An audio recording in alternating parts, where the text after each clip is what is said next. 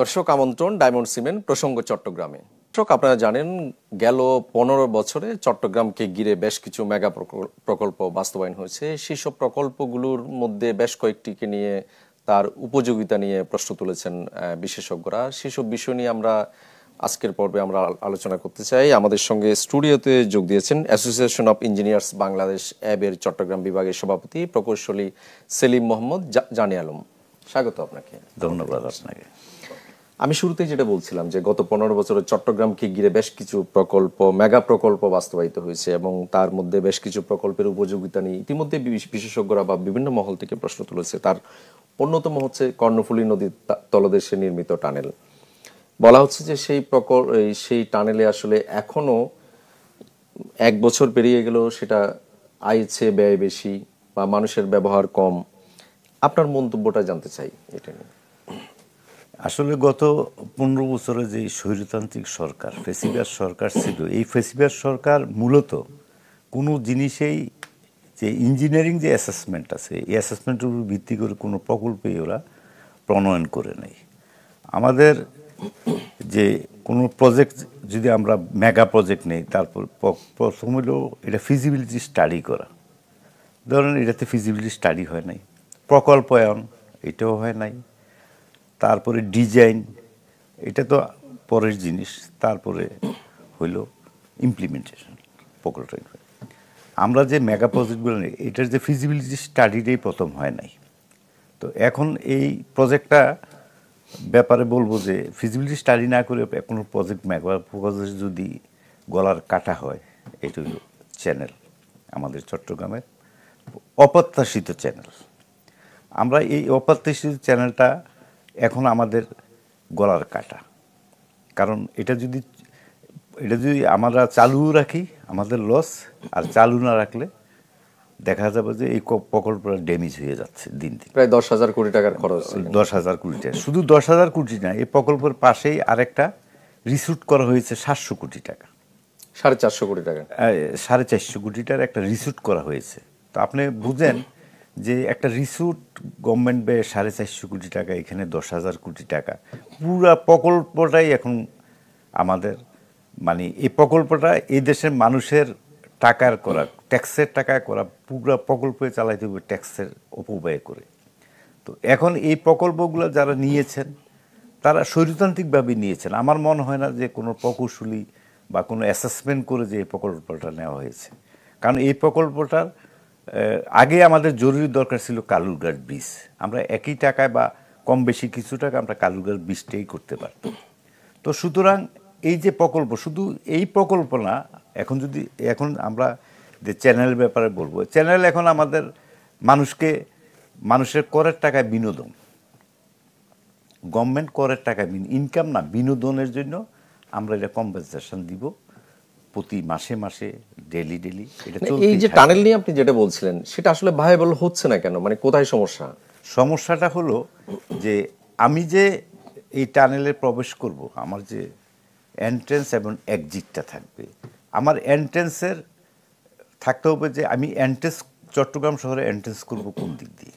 আমার চট্টগ্রামের এন্ট্রেন্স হলো 2টা, এখন 3টা এন্ট্রেন্স, মানে বড় বড় 3টা এন্ট্রেন্স। একটা হলো আমার বাইপাস, যেটা আমরা আউটার রিং রুট করছি, এইটা একটা, যেটা চ্যানেল দিয়ে যাবে। তারপরে হলো আমাদের এই বড় এন্ট্রেন্স হলো একে খান দিয়ে আমরা একটা এন্ট্রেন্স করতে পারি, আর একটা হইলো বাইজিদ রুট। 3টা আমাদের এন্ট্রেন্সের রুট। তো দেখা গেছে যে 90% গাড়ি আমরা এখান দিয়ে এন্ট্রেন্স করি। আর এক্সিটটা হইলো, এটা মেইন এক্সিট হইলো আমাদের দক্ষিণ চট্টগ্রাম। তো দক্ষিণ চট্টগ্রামে যেগুলো বাস ট্রাক যায় এন্ট্রেন্স পয়েন্ট এইগুলো। তো আর ওই দিক দিয়ে যদি যাইতে হয় তার শুধু এক্সিটের একটা জায়গা আছে, ওইখানে ইপিজেটগুলো, কুরিয়ান ইপিজেট। তো কুরিয়ান ইপিজেট তো আমাদের ট্রান্সপোর্ট, এখানে ট্রান্সপোর্ট আমাদের একবারে কম। আর এক্সিটের যেটা আমাদের দরকার ছিল, এক্সিট ওইটার সাথে লিঙ্ক রুট করা ছিল, যদি আমরা সাগরে পার অথবা বাঁশখালী রুট দিয়ে কক্সবাজার কোনো লিঙ্ক রুট করতে পারতাম, তাহলে এটা দিয়ে কি হইতো, কিছু গাড়ি এখান দিয়ে আমরা পাস করতে পারতাম। কিন্তু এটাও পরিমাণ বেশি না, কারণ এই রুটের এক্সিট পয়েন্টের যে পয়েন্টগুলো আছে দক্ষিণ চট্টগ্রামে সবগুলাই কিন্তু পুরাতন, আমরা যে এখনকার যেটা লাইফ লাইন আছে কক্সবাজার টু চট্টগ্রাম ওইটা দিয়ে অভ্যস্ততা বেশি, এবং ওইটার সাথে গ্রাম এবং শহর এবং লোকাল রুটগুলো কানেক্টিভিটি বেশি, সুতরাং এটা ভায়াবল না। এটা ভায়াবল হইতো যদি আজ থেকে 20-25 বছর পরে ভায়াবল হইতো যদি আমরা ওইটা যদি ওই রুটটাতে যদি কোনো যানজট থাকতো, তাহলে এই রুটটা দিয়ে আমরা বাইপাস করে কক্সবাজার যেতে পারতাম। এখানে মাতার বাড়ির প্রজেক্ট আছে, অনেকগুলো প্রজেক্ট আছে, ওই প্রজেক্টের সাথে আমাদের আগে কানেক্টিভিটি করা দরকার ছিল, অথবা এটা প্রজেক্টের সাথে সাথে কানেক্টিভিটি দরকার ছিল। তখন আমাদের মিনিমাম আরো 20 কানেক্টিভিটি যদি আমরা এই না বাড়াইতে পারি, তাহলে 20 বছরে আমাদেরকে এটা লস প্রজেক্ট হিসাবে পরিগণিত হবে। হ্যাঁ, এখন এইটার কানেক্টিভিটি হইলে আমাদের পুরান রুট চৌমুহনী যেটা আছে, কক্সবাজার রোডের চৌমুহনী দিয়ে কানেক্টিং করবে, তো আমাদের তো লাভ নাই, কারণ মানুষ তো ওই দিক দিয়ে চলে যাবে, কারণ এই দিক দিয়ে তো যাবে না। আর একটা জিনিস হলো ওইখানে যে কর্ণফুলী যে আনোয়ারা বেল্ট আছে, আনোয়ারা বেল্টের টোটাল বেল্টের যে ট্রান্সপোর্টেশন বা এই পার থেকে ওই পার যায়, ওইখানে মিনিমাম 25টা পয়েন্ট আছে যারা নৌকা দিয়ে 5 মিনিটে চলে যেতে পারে। সুতরাং এটা এদিক দিয়েও ভায়াবল না যে ওই পারের লোকগুলো এটার ভিতর দিয়ে এখানে আসবে, কারণ ওই দিকের লোকগুলো যদি আমি যদি এখন নিউ মার্কেটে আসতেছে আমাকে অনেক দূর ঘুরে আসতে হবে, সুতরাং আমার কানেক্টিভিটি আনোয়ার সাথে এইভাবেই আছে। তো এই জন্য এই প্রজেক্টটা ভায়াবল হয়নি। সুতরাং আমরা এই প্রজেক্টটা এখন আমাদের জন্য একটা বোঝা হয়ে দাঁড়িয়েছে। নিশ্চয়ই আপনার সঙ্গে আরো আলোচনা করবো আমরা। দর্শক, আমরা চট্টগ্রামে মেগা প্রকল্পের উপযোগিতা নিয়ে আলোচনা করছিলাম। আমাদের সঙ্গে স্টুডিওতে রয়েছেন প্রকৌশলী সেলিম মোহাম্মদ জানি আলম।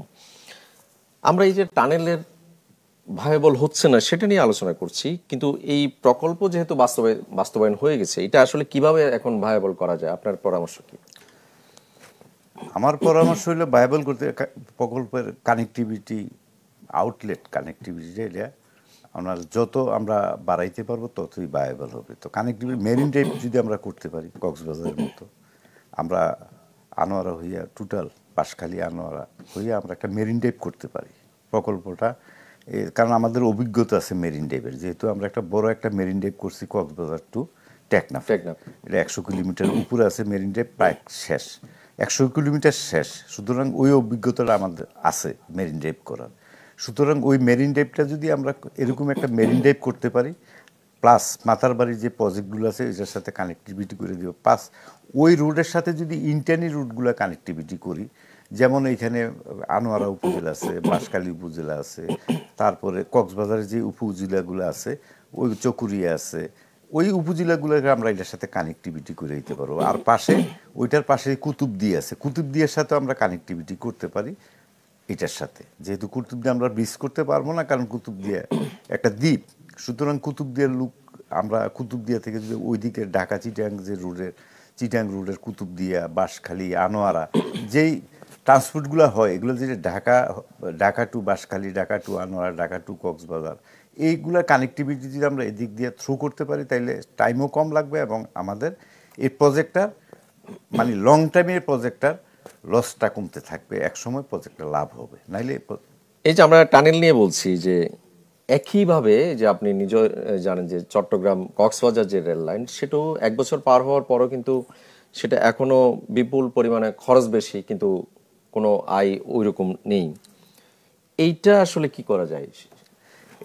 এটা হইলো এটা একটা বাংলাদেশের এইটাও আর এক মহা পরিকল্পনার মানে মানে এটার কি বলবো আমি, এটা বাস্তব পরিকল্পনা থেকে এই প্রজেক্টটা অবাস্তব পরিকল্পনায় চলে গেছে দুর্নীতিবাজদের হাতে।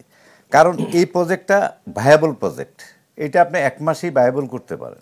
আমরা যদি রেল এখন আমাদের কয়টা এখানে 2টা ট্রেন চলে মাত্র, আপ ডাউন 2টা, চিটাগাং থেকে একটা আর ঢাকা থেকে একটা। আপনি ঢাকা থেকে ফোন করে দেখেন 3 দিন 4 দিন 5 দিন আগে অনলাইনেও টিকিট পাবেন না, কিছুই পাবেন না, কিন্তু এটার প্রচুর যাত্রী ঢাকা টু কক্সবাজার। তাহলে আপনি 3টা 4টা ট্রেন করতে পারেন। 4টা ট্রেন করলেই আমাদের এটার ইনকাম এমনিতেই পাবে। আর চিটাগাং থেকে আমরা 4টা ট্রেন করেন ওই রোডে, কিন্তু আমরা পারতেছি না। কেন পারতেছি না? বাসের যে ট্রান্সপোর্টেশন আছে ওই ট্রান্সপোর্টের সাথে মেবি ওদের কিছু যোগসূত্র আছে যাতে রেল লাইনটা ভায়াবল না হয়। তাহলে আমরা এটা তো যাত্রী বাড়াইলে আমাদের ইনকাম বাইরে যাবে, তো আমরা ওইদিকে কেন যাচ্ছি না? কিন্তু এতদিন যাওয়ার পর রেল কর্তৃপক্ষ বিভিন্ন বলে দিচ্ছি দিব এই সেই করে এই প্রজেক্টটা। এবং স্টেশনগুলো কিন্তু চালু করা জানি যে লোকাল স্টেশনগুলো আমরা যদি চালুও করবো, পাশাপাশি আমাদের তো ডাইরেক্ট যাত্রী আছে, লোকাল দরকার নেই। চিটাং টু কক্সবাজার প্রচুর যাত্রী, চট্টগ্রামের লোক, ঢাকার লোক প্রচুর যাত্রী, ঢাকার ট্রেনের লোক লোকালি কোনো ট্রেন জার্নিতে নাই। সুতরাং ঢাকা থেকে যতই আপনার দেখবেন ঢাকার যত যাত্রী আছে সবগুলোই কক্সবাজার ডাইরেক্ট। তো সুতরাং ওইটা হলো 90%, 10% লোকাল যাত্রী। আমি 10% লোকাল যাত্রীর জন্য তো আমার ব্যবস্থা আছেই চিটং থেকে, ওরা বিভিন্নভাবে যাইতে পারবে বা ঢাকা থেকে যাইতে পারবে। কিন্তু আমাদের মেন হলো রেল বাড়ানো। এখানে আমাদের রেল যদি প্রতিদিন 4টা ঢাকা থেকে 4টা বা 3টা মিনিমাম, 4টা চিটাং থেকে 4টা আপনি দিলেই প্রজেক্ট ভায়াবল হয়ে গেল। এবং এটা কোস্টিং করলে তাই দাঁড়াবে যে প্রজেক্টটা প্রচুর লাভেই চলে যাবে। কিন্তু বাংলাদেশের সমস্যা হলো কোনো লাভজনক প্রজেক্ট, গভর্নমেন্টের বা রেলের কোনো লাভজনক প্রজেক্ট এই পর্যন্ত অলাভজনক। আমাদের আমলাতান্ত্রিক যে জটিলতা, ওর মাধ্যমে আমরা লাভ করতে পারি না। এটা হলো আমাদের মেইন, যে আমরা কেন পারবো না। আমাদের অ্যাভেলেবেল আছে তো ঢাকা চিটাং। আমরা শুধু এখন আমরা কি করতে হবে, আমাদের এই অনেক অনেক তো আমাদের ফেসিলিটিস আছে, তো আমরা ওই ফেসিলিটি ইনভেস্ট করি। আমার লাভজনক ফেসিলিটিতে আমরা তো যেমন টানেলের অলাভজনক, এটার কোনো ফিজিবিলিটি স্টাডি হয় নাই আমার মনে হয়। এটা শুধু দেখানোর জন্য আমরা একটা টানেল করছি এটা। কিন্তু এত বড় আমাদের দেশ, এই গরিব দেশের মতো এরকম একটা এই ফ্যাশনেবল করা এটা উচিত হয় নাই, একটা প্রজেক্ট করা উচিত হয় নাই। কারণ এটা যদি আমরা কালুগেট 20টা করতে পারতাম তাহলে আমাদের এটা লাভজনক হইতো। টুলও আমরা আদায় করতে পারতাম, তাও লাভজনক। কিন্তু এটা টুলের সাথে, ট্রান্সপোর্টের সাথে, প্রজেক্টের সাথে কোনোটারই মিল নেই এটার।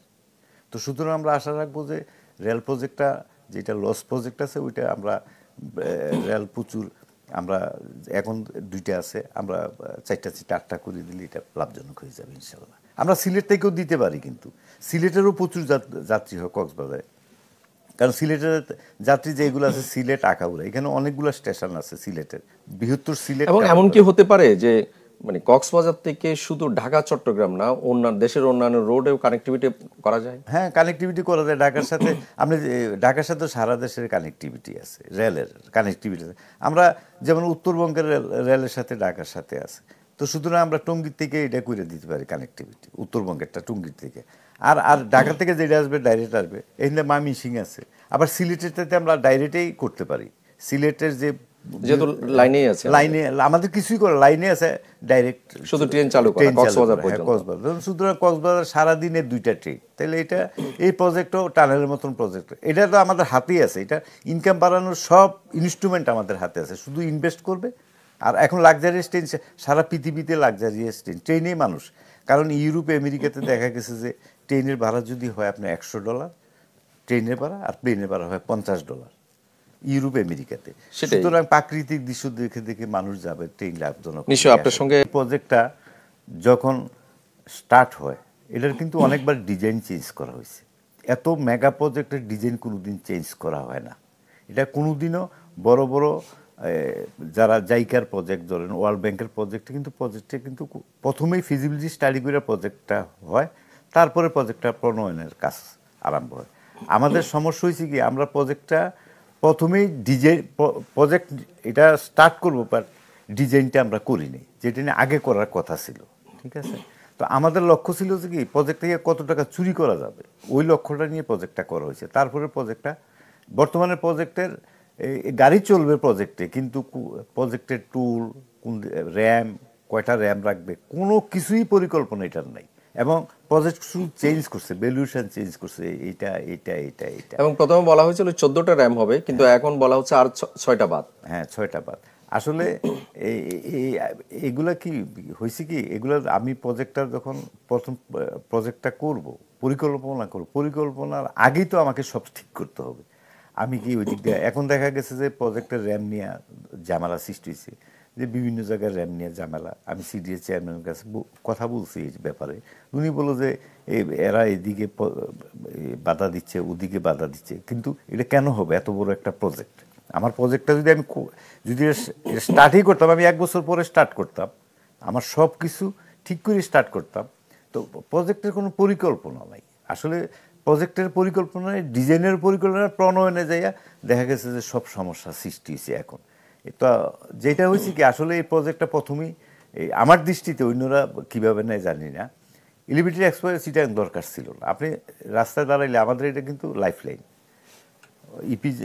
ইপিজেড বা ইয়ে থেকে আমাদের পতেঙ্গা থেকে লাইফ লাইন, এটা চিটাগাংয়ের লাইফ লাইন রুট।